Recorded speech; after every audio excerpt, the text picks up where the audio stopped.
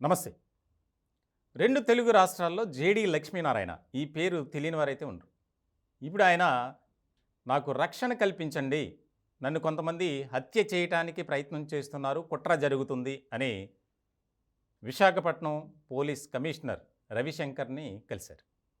ఆయన ఫిర్యాదును ఇచ్చారు. ముఖ్యంగా ఆయన విశాఖ నార్త్ నుంచి పోటీ చేస్తున్నారు. జై భారత్ నేషనల్ పార్టీ ఆయన సొంతంగా స్థాపించినటువంటి పార్టీ. 2019 ఎన్నికల్లో జనసేన నుంచి విశాఖ ఎంపీగా పోటీ చేశారు. ఆయన మూడో స్థానంలో ఉన్నారు.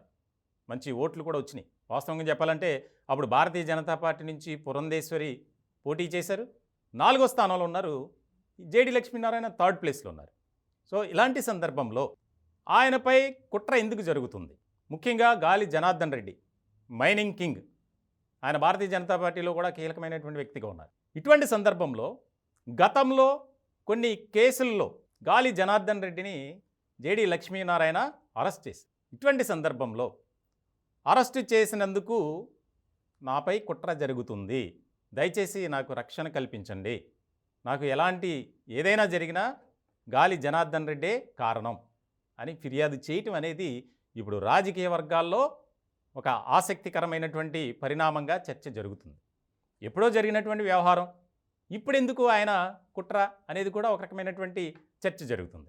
అంటే పొలిటికల్గా ఎలివేట్ అయ్యేందుకా అనేది కూడా రాజకీయ వర్గాల్లో ఒక చర్చ. కేసు జరిగి అరెస్ట్ చేసిన సందర్భంలో గతంలో 10 ఏళ్ళు అయింది, అది గడిచిపోయి.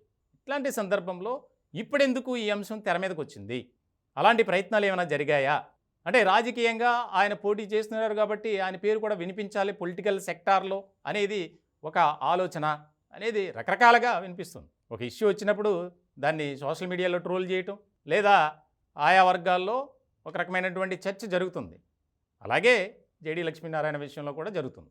వాస్తవానికి పోలీసులకే వివరంగా చెప్పారట గతంలో జరిగినటువంటి పరిణామాలు. అంటే ఈ మధ్యలో ఆయన ప్రచారానికి వెళ్తూ హైదరాబాద్ నుంచి విశాఖపట్నం, విశాఖపట్నం నుంచి కర్నూలు ఇలా తిరుగుతున్నటువంటి క్రమంలో కొంతమంది వెంబడించారు, అందుకే నేను ఈ కంప్లైంట్ ఇచ్చానని చెప్పి పోలీస్ కమిషనర్కి ఆయన చెప్పారట. సో ఇలాంటి సందర్భంలో ఇది ఇప్పుడు కీలకమైనటువంటి చర్చగా కూడా మారింది. ఆయన సాధారణంగా వివాదాలకు దూరంగా ఉండేటువంటి వ్యక్తి జేడీ లక్ష్మీనారాయణ. అటువంటి వ్యక్తిని ఈ రకమైనటువంటి అంశాల్లోకి తీసుకురావటం, ఆయనపై కుట్ర జరుగుతుంది అని ఆయనే స్వయంగా కంప్లైంట్ ఇవ్వటం అనేది ఇప్పుడు రాజకీయ వర్గాల్లోనే కాదు 2 తెలుగు రాష్ట్రాల్లో ఒక ఆసక్తికరమైనటువంటి పరిణామంగా మారింది.